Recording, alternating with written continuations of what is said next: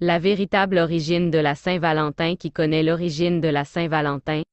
On la fête aujourd'hui sans se poser de questions, mais ses racines sont anciennes, antiques même.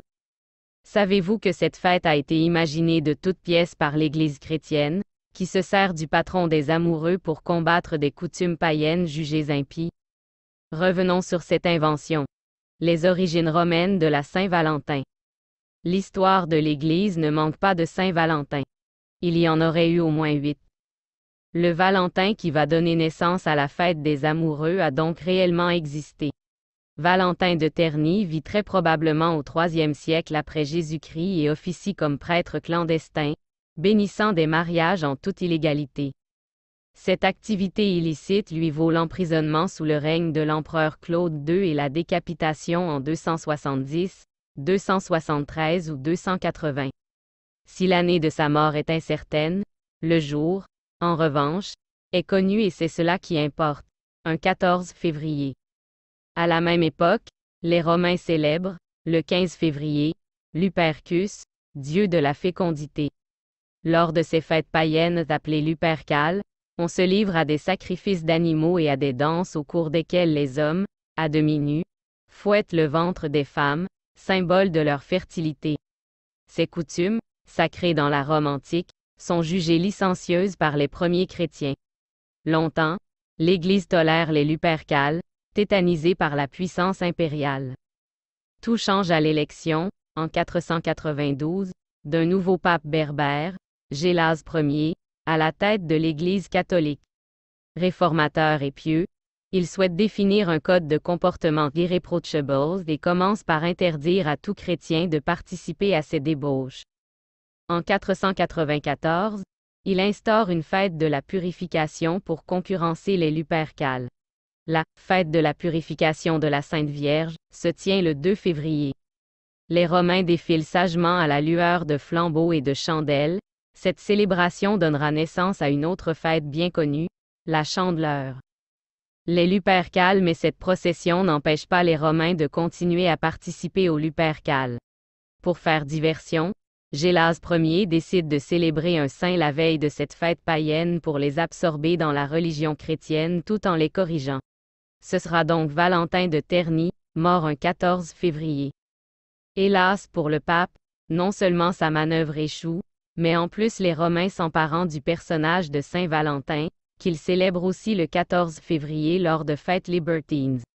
Des loteries amoureuses sont organisées et les tourtereaux sont surnommés Valentin et Valentine. La Saint-Valentin au Moyen-Âge. Gélase Ier est finalement, bien contre son gré, à l'origine de l'invention de la fête des amoureux. Cependant, ce n'est que 1000 ans plus tard que Saint Valentin est officiellement désigné comme saint patron des amoureux, sous le pontificat du pape Alexandre VI, Rodrigo Borgia. Une légende naît autour du personnage. Le prêtre emprisonné aurait été séduit par les beaux yeux de la fille de son geôlier. La demoiselle, aveugle, aurait miraculeusement retrouvé la vue grâce à l'amour. Le condamné aurait ensuite écrit avant sa mort à sa dulcinée une lettre d'adieu signée « Valentin ». La célébration des couples le jour de la Saint-Valentin ne commence réellement qu'à la fin des années 1950. Au Moyen Âge, c'est avant tout la rencontre qui est fêtée. Lors de grands banquets, les jeunes hommes tirent une partenaire au sort parmi les jeunes filles et passent la nuit avec elles. Quant à la tradition du « valentinage », elle consiste à associer une jeune fille avec un homme durant une journée. Ils doivent s'offrir des présents et s'écrire des poèmes comme message d'amour. C'est cette coutume qui aurait inspiré Charles d'Orléans, père du futur Louis XII, lors de sa captivité à Londres après la bataille d'Azincourt. À l'occasion de la Saint-Valentin, le prince, également poète, aurait écrit un poème pour son épouse Bonne d'Armagnac, restée en France. Charles d'Orléans entre ainsi dans l'histoire comme le premier à avoir envoyé une carte à sa dulcinée pour la fête des amoureux. L'envoi de cartes par le Valentin serait entré dans les mœurs après cet épisode. Le XXe siècle, la fin de la fête religieuse la Saint-Valentin au théâtre. La fête commerciale de la Saint-Valentin que nous connaissons aujourd'hui a pris son essor aux États-Unis. En effet, c'est, au départ, la vente de cartes rappelant les petits billets que s'échangeaient le Valentin et sa Valentine, qui démocratise l'aspect économique de cette fête des amoureux. Au cours du XXe siècle, l'identité religieuse de cette tradition perd en intensité jusqu'à ce que la Saint-Valentin devienne totalement païenne. En 1969, le pape Paul VI retire cette fête du calendrier liturgique romain. Loin des Lupercus romaines ou de la fête de la purification de la Sainte Vierge, la Saint-Valentin est, désormais, une célébration de l'amour et plus particulièrement des couples. Les traditions actuelles Raymond Pennette aujourd'hui, la Saint-Valentin est l'occasion de prouver son amour par diverses attentions. Cadeaux, bouquets de roses, mots doux et dîners au restaurant sont les obligeances les plus répandues en France.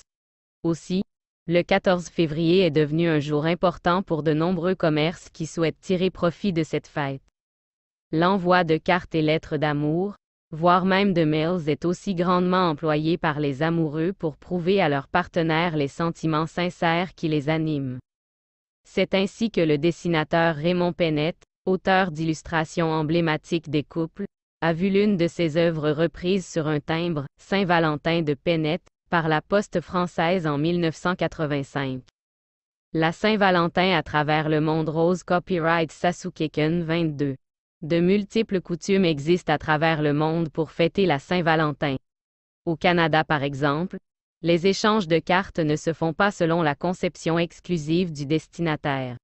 Il n'est pas rare qu'une personne envoie une dizaine de cartes à des individus différents. En Asie, la Saint-Valentin gagne, chaque année, un peu plus le cœur des individus.